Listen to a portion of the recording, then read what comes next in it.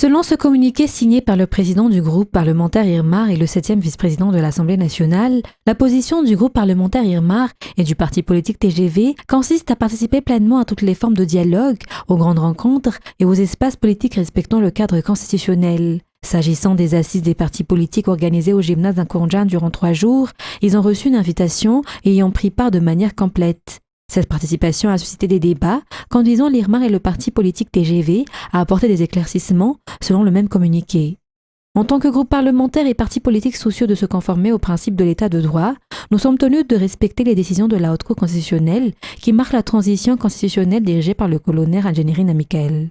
Nous sommes particulièrement conscients que Madagascar vit une période sensible et que seule la considération exclusive de l'intérêt supérieur de la nation, dans celle exprimée à travers les indications constitutionnelles, est le gage qui permettra d'éviter la dislocation de l'État, la déconfiture de la République et les affrontements entre co-belligérants. Le groupe parlementaire IRMAR et le parti TGV prônent une transition constitutionnelle qui tend vers le retour progressif à l'ordre constitutionnel à travers un processus constitutionnel inclusif, équitable et neutre, et ayant comme valeur suprême la réconciliation nationale. En conséquence, nous tenons à affirmer que le parti TGV et le groupe parlementaire IRMAR participeront, à l'instar de celle-ci, à toutes les concertations et les assises qui seront organisées en vue d'aboutir à la réussite d'une transition constitutionnelle et du retour à l'ordre constitutionnel dans un environnement où règne paix et harmonie politique. Toutefois, nos participations se veulent constructives mais ne signifient en aucun cas une caution sans réserve. Nous tenons explicitement à réaffirmer nos attachements aux traités et principes internationaux signés et ratifiés par Madagascar, mais également aux valeurs républicaines et à l'état de droit.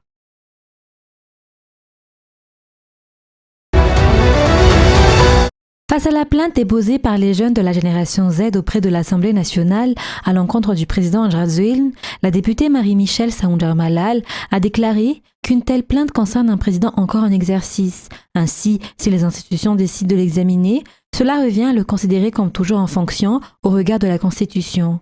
De plus, sur le plan juridique, son jugement se fondera par responsabilité politique et non civile ou pénale.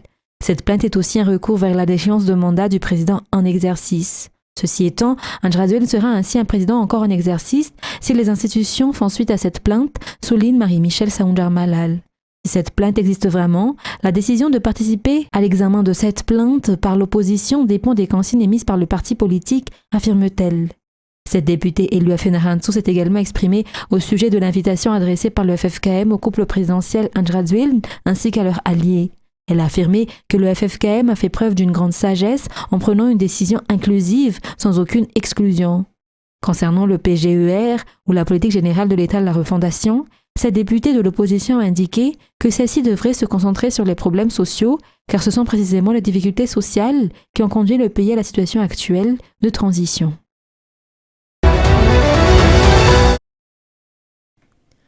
La perquisition est une procédure judiciaire permettant aux forces de l'ordre d'entrer et de fouiller un lieu, une habitation, un bureau ou un véhicule appartenant à une personne mise en cause afin d'y rechercher des preuves en lien avec l'infraction qui lui est reprochée, conformément au Code de procédure pénale 62-052 du 20 septembre 1962.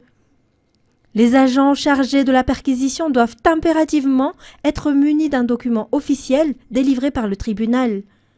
En l'absence de cette autorisation, ceux qui entrent par effraction dans une habitation peuvent être punis d'une peine de prison de 6 mois à 5 ans et d'une amende de 100 000 à 900 000 arrières, selon les dispositions de l'article 184 de cette loi modifiée en 2005.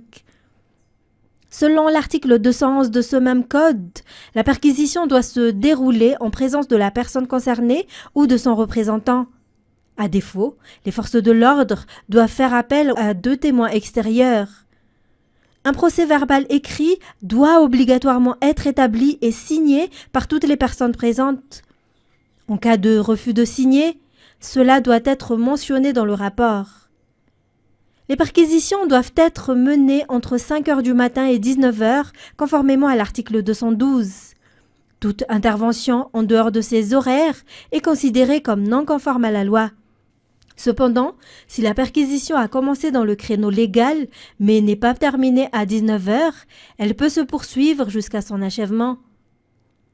S'il s'agit d'un crime grave ou d'une atteinte à la sûreté de l'État, L'article 212 bis permet la réalisation d'une perquisition à toute heure, mais toujours dans le respect des articles 210 et 211.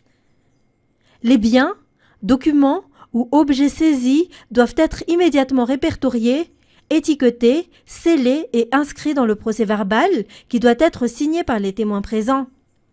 Le propriétaire peut demander à récupérer ses biens une fois l'enquête terminée. La personne concernée par la perquisition a également le droit de faire appel à un avocat. Selon cette loi, ni la destruction de biens, ni l'utilisation des biens du propriétaire ne sont autorisés. C'est pourtant ce qui s'est produit dans les propriétés de l'opérateur économique Mamravat Mang à la Sodiat Manchsuivat au mois de novembre dernier, ainsi qu'à son domicile à Mantassou samedi dernier. La perquisition semble ainsi se transformer chez nous en un simple acte de pillage et de règlement de compte, d'autant plus qu'aucune personne n'a encore été emprisonnée pour avoir mené de fausses perquisitions. Tous les opportunistes en profitent donc. Jusqu'à quand l'impunité continuera-t-elle de régner chez nous ?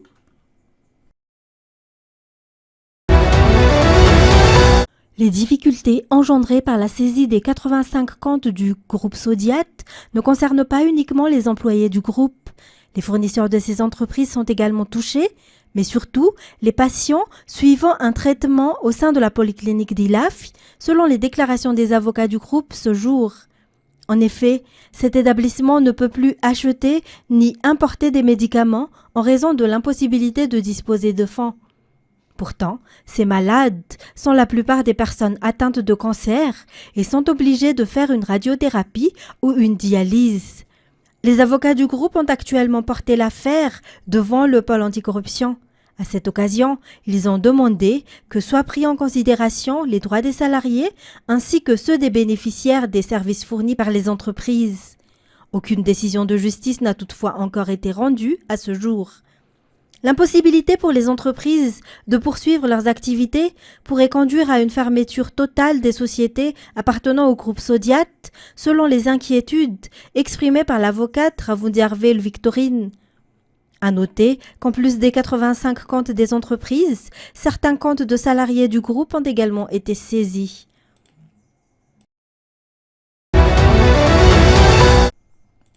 Pour rappel, le 21 novembre dernier, une perquisition a été menée à la Villa Vatsou, située à Mbouibao Inteirouk, domicile de l'ancien maire d'Inteirouk.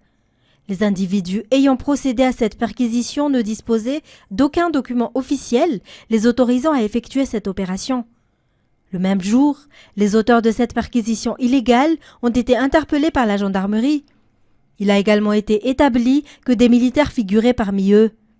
Hier, l'affaire a été présentée devant le tribunal de première instance. À l'issue de l'audience, le verdict a été rendu. Ainsi, 2 personnes travaillant au sein de la commune ont été relaxées au bénéfice du doute.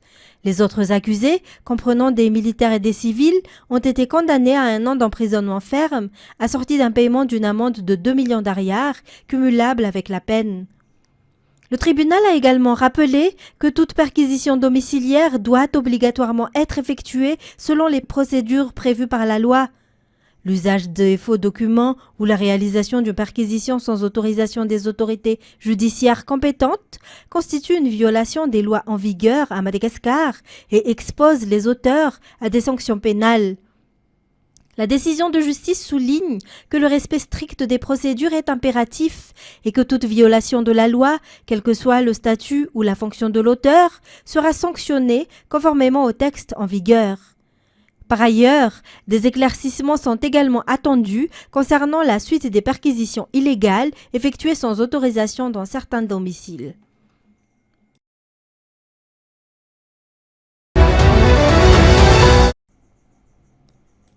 La dette de Madagascar s'élève à 7 179,1 millions de dollars, soit 31 852,7 milliards d'ariars à la fin du mois de décembre 2025, selon le rapport du ministère de l'économie et des finances. 86,1% de cette dette correspond à la dette extérieure, soit 6 181,5 millions de dollars. Celle-ci est en baisse par rapport à l'année dernière, où elle atteignait 6 619,7 millions de dollars. La dette intérieure représente quant à elle 13,9% pour un montant de 4 426,3 millions de dollars.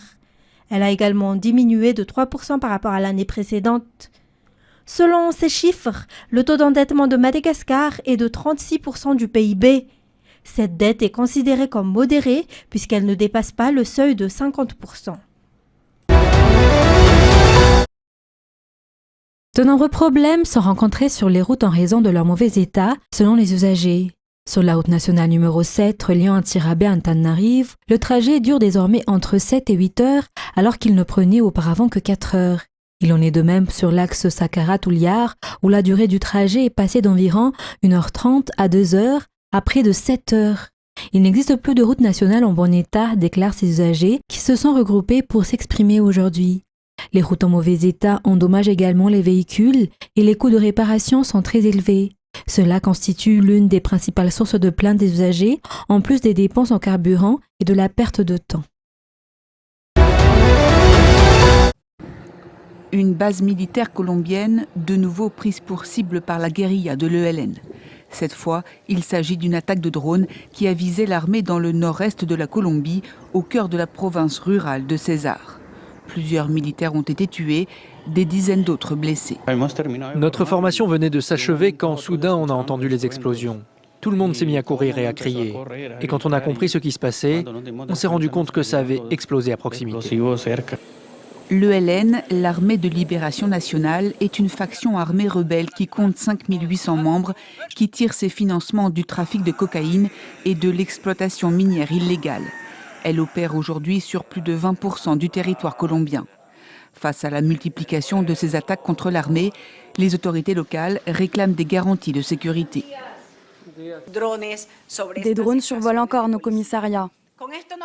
En disant cela, nous ne voulons pas alimenter l'inquiétude, mais nous souhaitons démontrer, depuis notre territoire ici, notre sentiment de vulnérabilité. Nous faisons face à des difficultés pour garantir la sécurité de nos concitoyens. Les négociations de paix que le président Gustavo Petro a engagées avec la guérilla de l'ELN au début de son mandat en 2022 sont au point mort. En octobre, Washington a imposé des sanctions à Bogota, reprochant au président sa passivité face au cartel de drogue colombien. Dans le cadre de l'offensive qu'il entend mener contre le narcotrafic dans la région, Donald Trump n'a pas exclu une intervention au sol contre des laboratoires de drogue localisés en Colombie. Ils avaient promis de lourdes représailles contre le groupe État islamique. Hier, les États-Unis ont mis leurs menaces à exécution. L'armée américaine a lancé des frappes à grande échelle contre des dizaines de cibles du groupe terroriste. Donald Trump l'a réaffirmé, il s'agit d'une réponse directe à l'attaque menée samedi dernier par la Syrie, qui a coûté la vie à 2 militaires américains et un traducteur civil. Nous avons frappé les voyous de Daesh en Syrie qui tentaient de se regrouper après avoir été décimés par l'administration Trump il y a 5 ans. Nous les avons frappés fort. J'ai ordonné une frappe massive contre les terroristes qui ont tué nos 3 grands patriotes la semaine dernière. 2 soldats et un interprète, tous des gens formidables. Et cela a été un grand succès, ce fut une frappe de précision, nous avons frappé chaque site sans faille et nous rétablissons la paix par la force partout dans le monde. L'attaque de la semaine dernière avait été perpétrée dans la ville syrienne de Palmyre par un assaillant identifié comme étant un membre des forces de sécurité syriennes. Il avait pris pour cible un convoi de forces américaines et syriennes avant d'être abattu selon l'armée américaine. 3 autres soldats américains ont également été blessés lors de l'attaque. C'est la première fois qu'un tel événement est rapporté en Syrie depuis la prise du pouvoir il y a 1 an de la coalition islamiste menée par Ahmed al-Shara. Le président intérimaire syrien, qui a effectué un rapprochement avec les États-Unis, s'est rendu à Washington le mois dernier, annonçant que Damas avait rejoint la coalition internationale anti-djihadiste menée par les États-Unis. Va-t-on vers une trêve des barrages à Noël? Ou devrez-vous slalomer avec des routes entravées? Sur ce rond-point à Tarascon-sur-Ariège, hors de question de lever le camp. Ce matin, Lucas Dedieu découvre les dernières annonces du gouvernement. Et pour cet éleveur bovin, cela ne change rien. L'argent, c'est une chose, les indemnités, mais en fait, les vaches, aujourd'hui, il faut les protéger et si on perd notre patrimoine génétique, on n'arrivera pas à reconstruire comme il faut, quoi. Hier soir, pour tenter d'éteindre la colère, Sébastien Lecornu a adressé une lettre aux syndicats agricoles. Il déclare: Pour faire face aux impacts économiques immédiats, j'ai mis en place un fonds de soutien de 11 millions d'euros. Mais ce qu'attendent ces agriculteurs, c'est un changement de stratégie face à la dermatose nodulaire. Nous, ce qu'on demande, et c'est pourquoi on est encore là, c'est la fin de l'abattage total des troupeaux et que si sur un troupeau vacciné, il y a encore un cas qui apparaisse, c'est possible, ça a été le cas dans le Doubs, qu'on abatte seulement les bêtes atteintes et pas tout le troupeau. À cette heure, plusieurs barrages persistent, notamment dans le sud-ouest. Entre Bordeaux et Bayonne, l'A63 reste-t-elle partiellement ouverte et une cinquantaine de chauffeurs de taxi s'est jointe au mouvement. Sur l'A39 dans le Jura, une colonne de tracteurs en route vers un point de péage et des agriculteurs qui ont choisi un autre mode d'action. Aujourd'hui, on est réunis pour donc une action de péage gratuit. Donc on a choisi de ne pas forcément bloquer aujourd'hui. Cette possibilité, bien sûr, on la garde sous le coude pour après les vacances de Noël. Dans la nuit, la FNSEA, premier syndicat agricole, a estimé que le compte n'y était pas et demande au Premier ministre de revoir sa copie d'ici le prochain rendez-vous, prévu début janvier.